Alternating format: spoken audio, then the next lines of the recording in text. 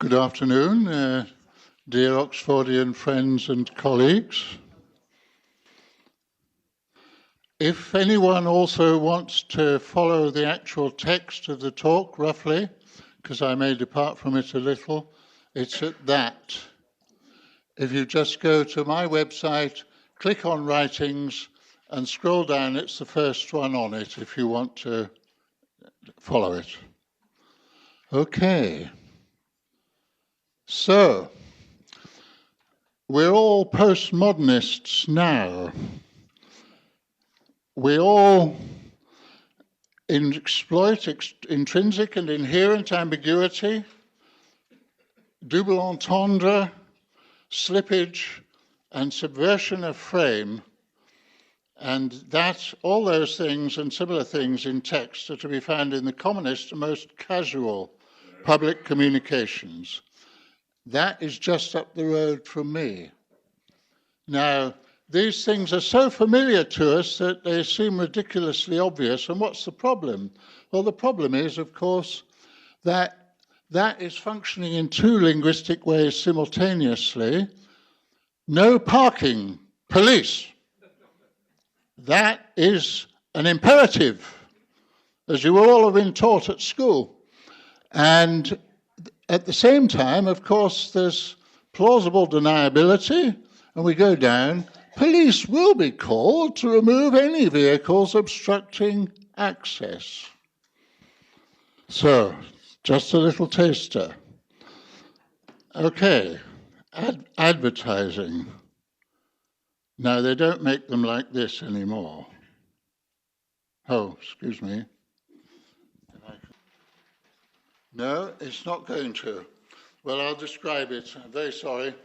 I might even sneakily show it you tomorrow at some point. It's a Wordsworth advert for Heineken, and it goes that you see him wandering around, and he says, "There I was, walking all by myself." Oh, no. There I was, there was nobody else. Oh, dear. And then he takes a drink of the pure Heineken, and we're hearing the Nimrod of the Enigma variations in the background, and at the climactic moment of the Enigma variations, we hear, "I wandered lonely as a cloud," because he looks up in the sky, and of course, and then the punchline on the Heineken adverts, "This is only Heineken can do this because it refreshes the poets other beers cannot reach." The usual original advert was, "It refreshes the parts other beers cannot reach." Okay, so I apologize for that failure. However,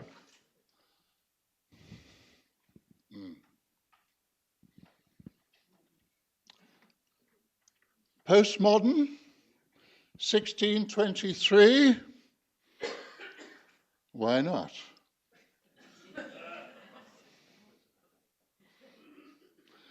Now then, our own Hank Whittemore put an interesting thing on Facebook recently, and he says about the German artist Gerhard Richter, survivor of Nazism. And he writes amazingly, "This story concludes with a pronouncement of the death of the artist or author by the East Berlin critic, who calls it a triumph of the imagination, when in fact the truth is quite the opposite. These paintings come from personal life, experience, deeply so, and yet it was to Richter's advantage and safety to answer astute questions by saying, he's not painting anything or anybody he has known."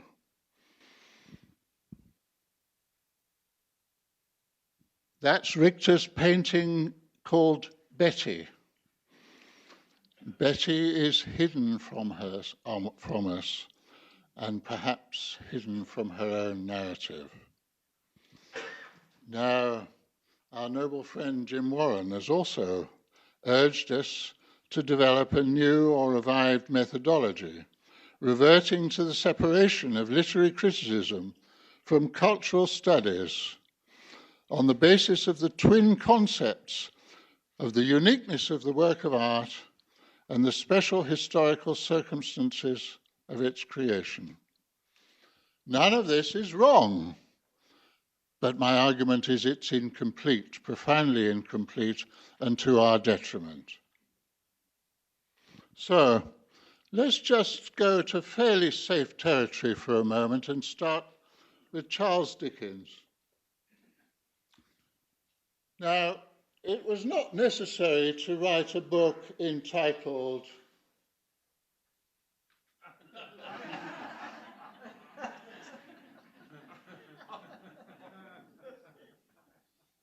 The known facts of Dickens's life are so well established that there is absolutely no dispute and everyone takes it for granted. In 1857, trying to show my age, his great masterpiece, Little Dorrit, there she is, she's at the door of the Marshalsea prison. Very profound and moving novel. And the Marshalsea prison wall still exists.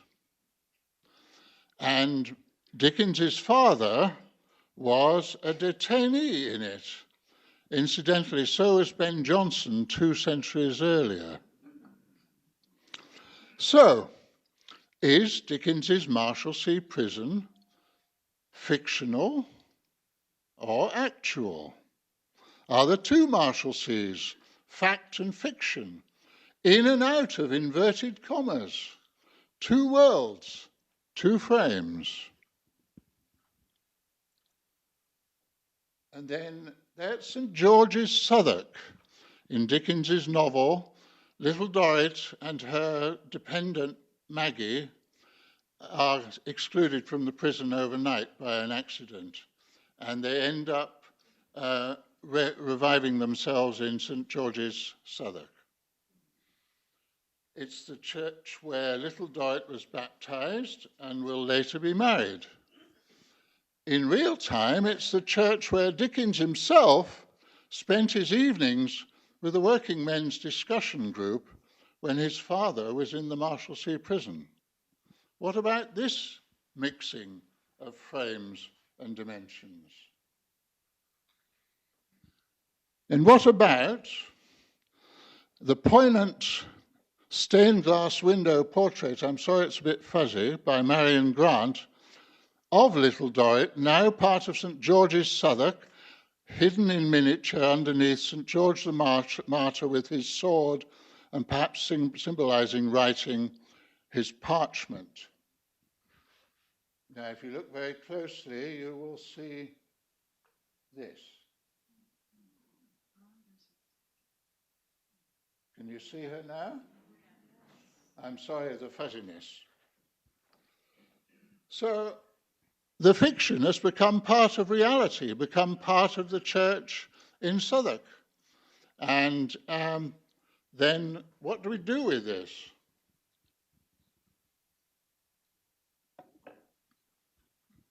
It's all part of the identity of Little Dorrit, part of the identity of the novel Little Dorrit, and of the identity of the legendary author of the novel, Charles Dickens. We move effortlessly back and forth between frames, between fact and fiction. We see fact through the lens of fiction. We see fiction through the lens of fact. It's in a mass of ways a false antithesis, freely emphasizing through our scientific historical research and hermeneutical procedures the actualities of factual inquiry and inquiry into the life. At the same time, we cannot help but develop the legend and elaborate the text, for this is human truth. Now, this multidimensionality is illustrated by how extremely easily we all adopt and extremely tenaciously maintain a pseudonym as the name of an author.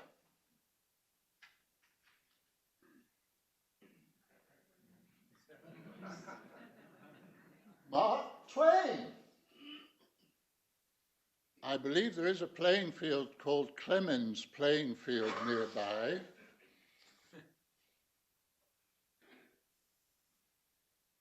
Voltaire, Rousseau, Lewis Carroll, George Eliot, George Orwell, John le Carré, and William Shakespeare.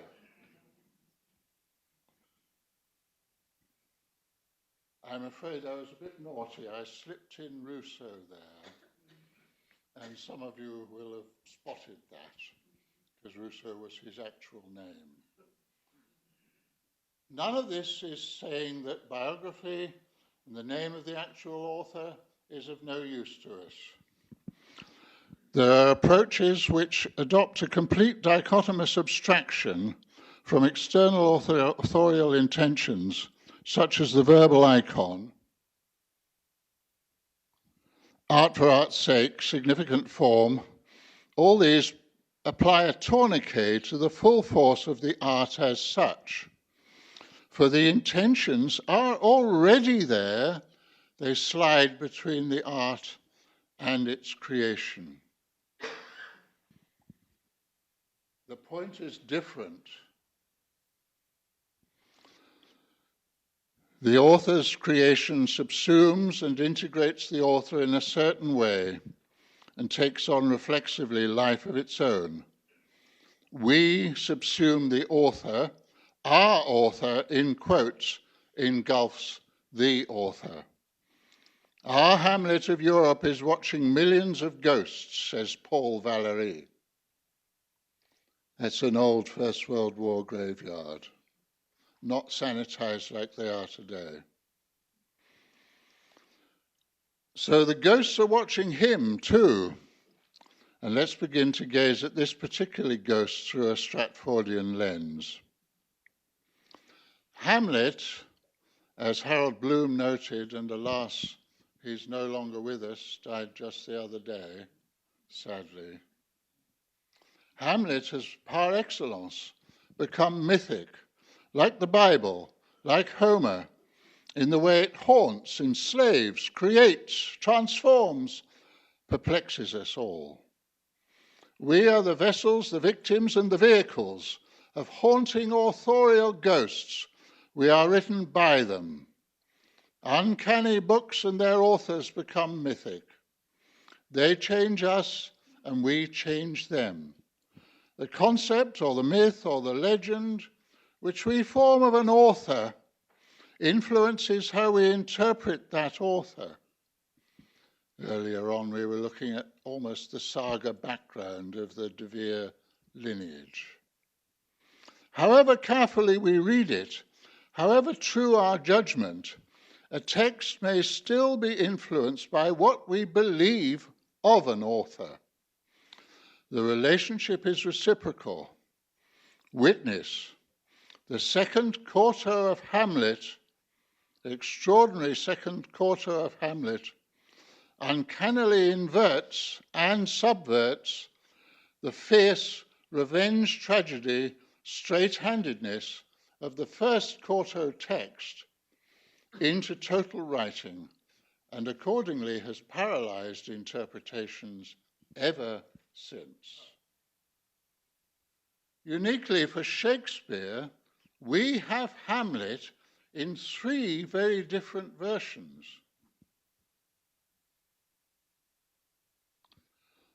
Built upon on at least two prose versions of the Norse saga. There are actually writings in the background of Saxo Grammaticus and Belforet, which are very interesting, but I haven't time to go into them now. But we're steeped in a geological layering of this text. And Shakespeare, we and the author step into a different river every time. And Margareta Jolly, our own Eddie Jolly, has decisively weighed in on the issue of the authenticity of the first quarto. And just as an aside, if anyone reads the second quarto and then reads the first quarto, some things are in the first quarto that are not in the second quarto, and vice versa. It's an author revising and revising again in the way D.H. Lawrence, for example, would write 3 versions of a particular book. The Stratfordians themselves, such as Ron Rosenbaum, are heading towards finding ways to accept this also, pushing the dating ominously back to the 1580s. A big writing evolution, 3 successive creative reshapings, transformations. The second quarto, hauntingly and fascinatingly subverting the more literal transmission of the saga in the first quarto.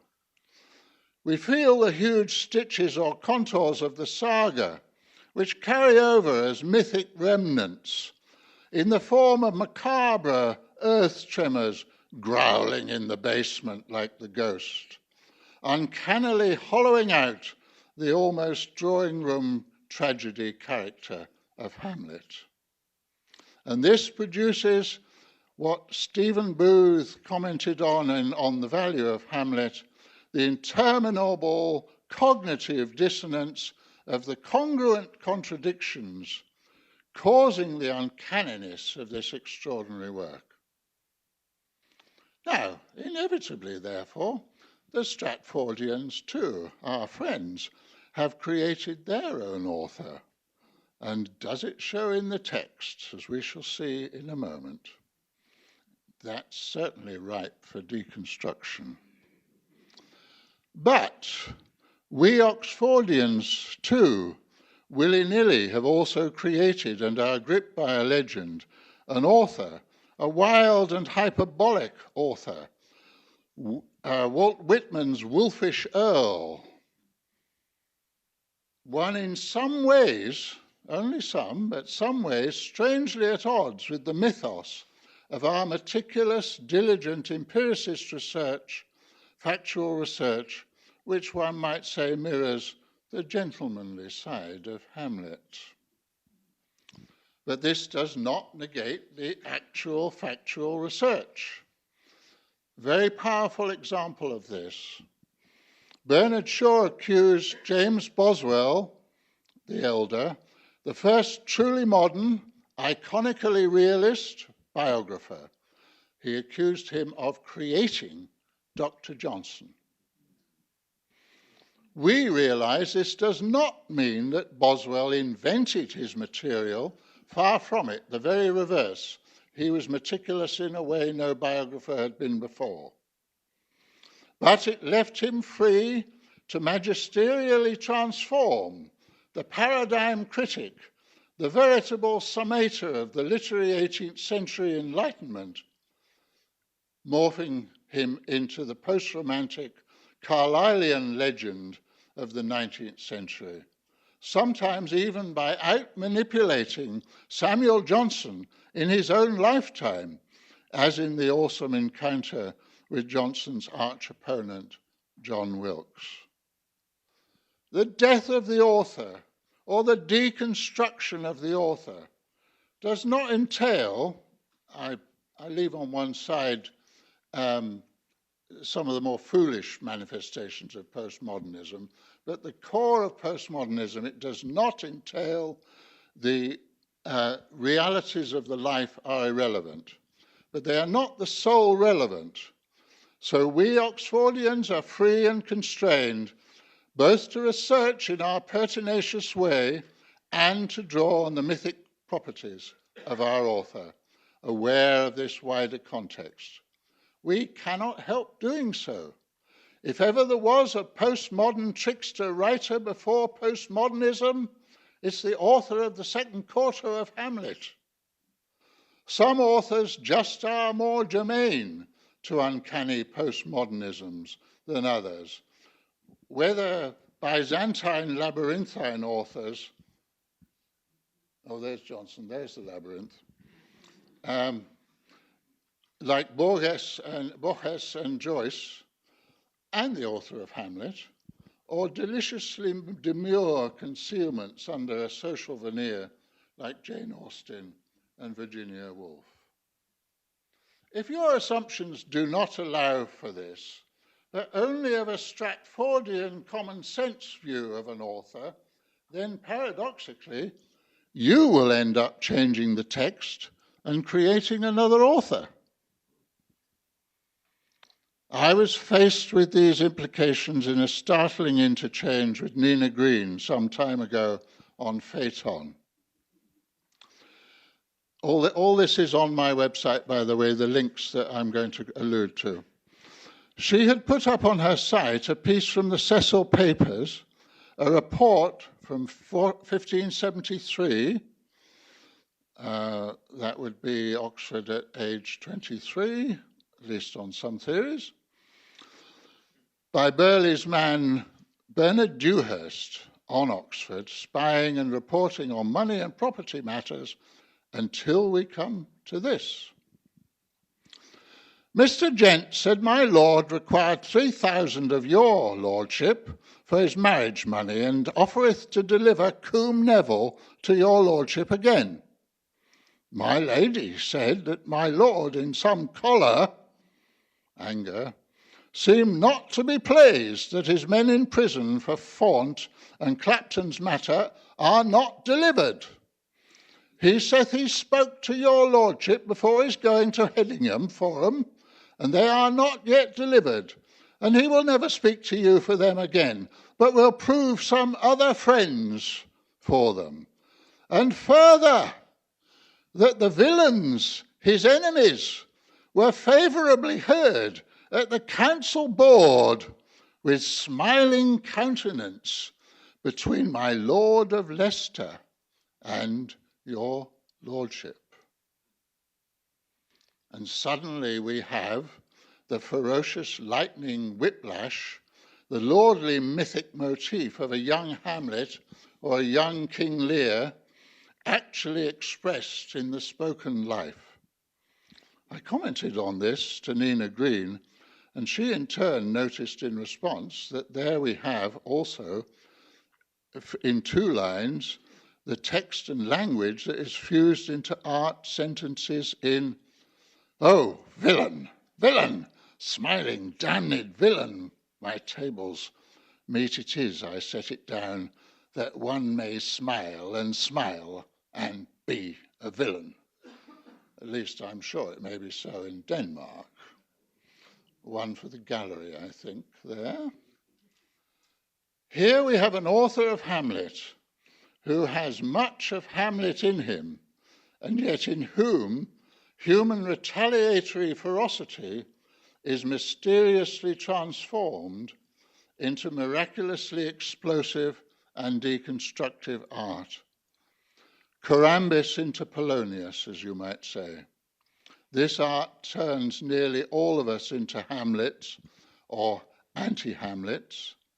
The author may be more or other than Hamlet, but cannot be less. But who now is Hamlet? Hero or anti-hero, author or anti-author. It's near universally recognized by Keats or Bradley, for example, that Hamlet has more of the author in it and in him than any other character or play. At the same time, no play more iconically transmutes this by subtler, more far-reaching, all-enveloping art. The second quarto inverts and subverts the first. And this in turn is how it becomes true, as Hazlitt says, that it is we who are Hamlet and we who are the ghosts. Unless you want to follow the very Hamletesque early T.S. Eliot in saying Hamlet is an artistic failure and it doesn't know what it is doing. There he is.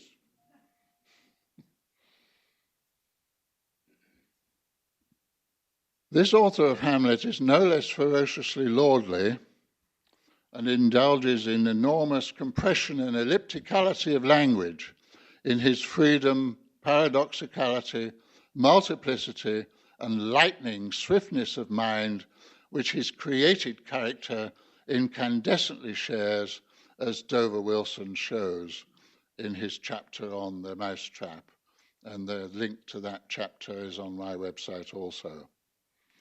This all brings me to his postmodernity, which is in recent editions missed by some very well-established Stratfordians indeed.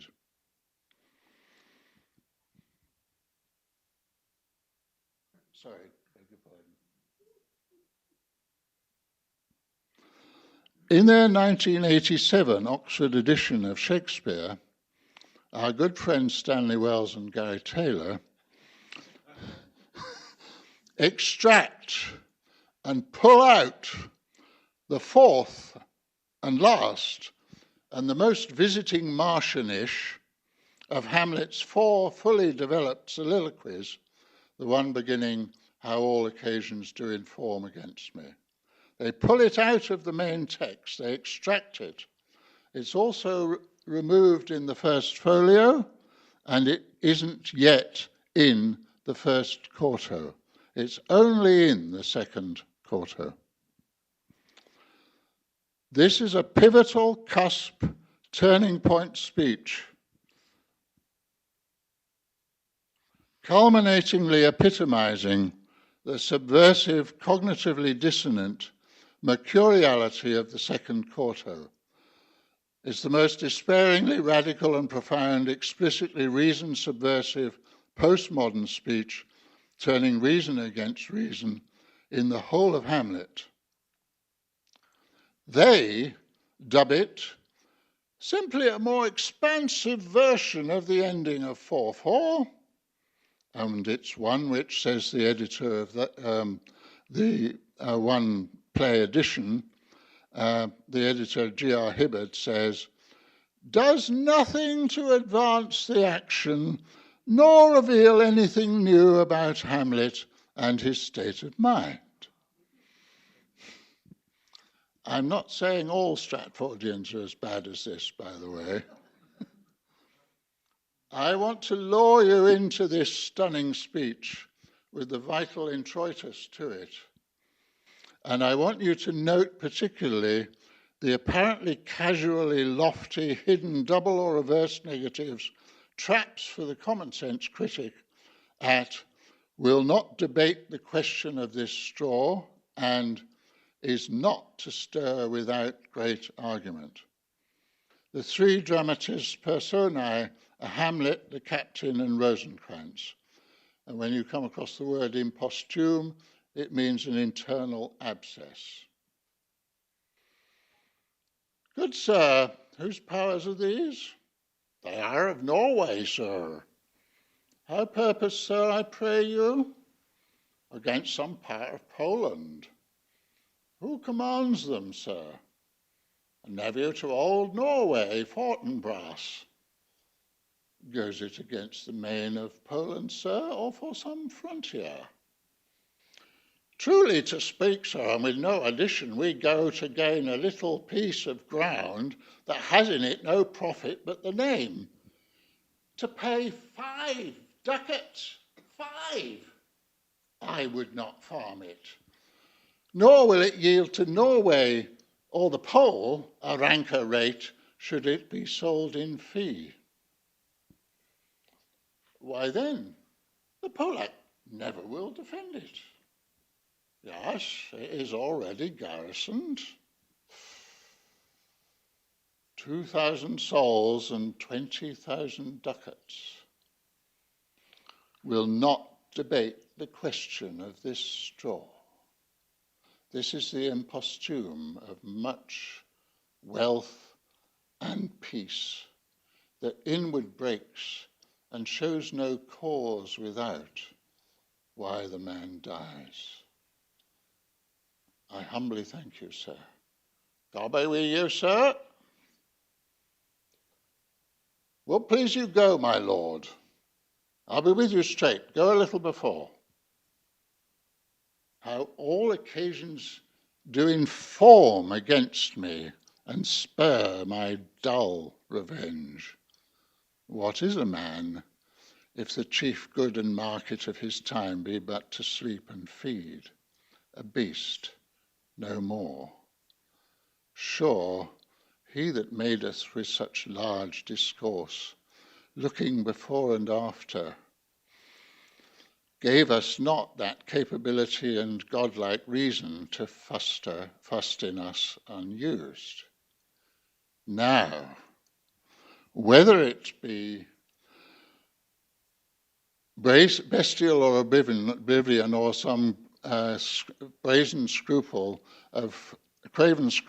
or of thinking too precisely on the event, a thought which courted hath but one part wisdom, and ever 3 parts coward.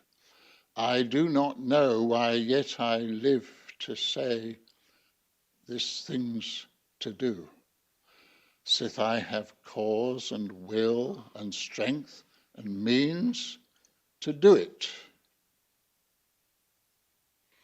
Examples gross as earth exhort me. Witness this army of such mass and charge, led by a delicate and tender prince, whose spirit with divine ambition puffed makes mouths at the invisible event, exposing what is mortal and unsure to all that fortune, death, and danger dare.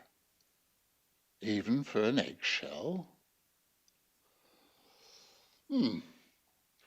Rightly to be great is not to stir without great argument, but greatly to find quarrel in a straw, when honour's at the stake.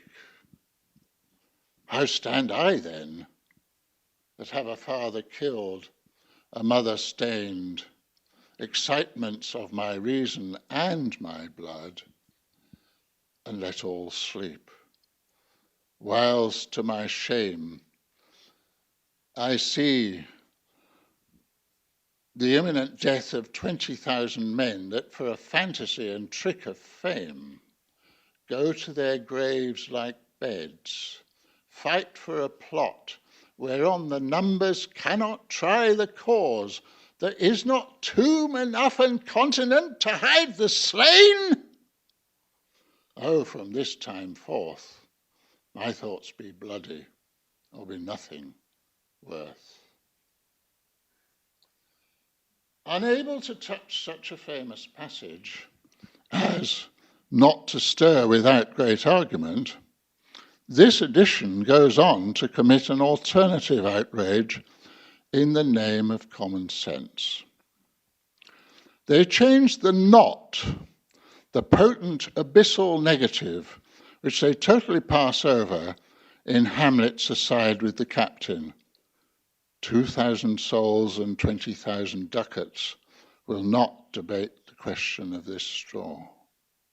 They turn it to the blandest of dullnesses, destroying the metaphor in the process, and Hibbert even uneasily attributes these first 2 lines to the captain. 2,000 souls and 20,000 ducats will now debate the question of this straw. Bless them, they think it is simply obvious.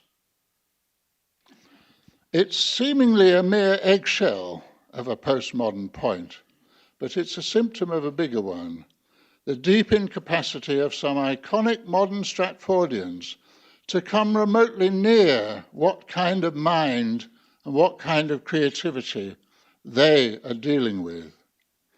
In so doing, they create an author, another author. They think they are just applying common sense, whereas it is impossible for them too to not create an author, a contradiction of an author more bizarre than anything in Hamlet. But consequently for us also, we, with subtle differences between ourselves and considerable speculation, are both finding, but in finding also creating, a whole alternative author, an alternative author scenario, to use Stephanie Hughes's word.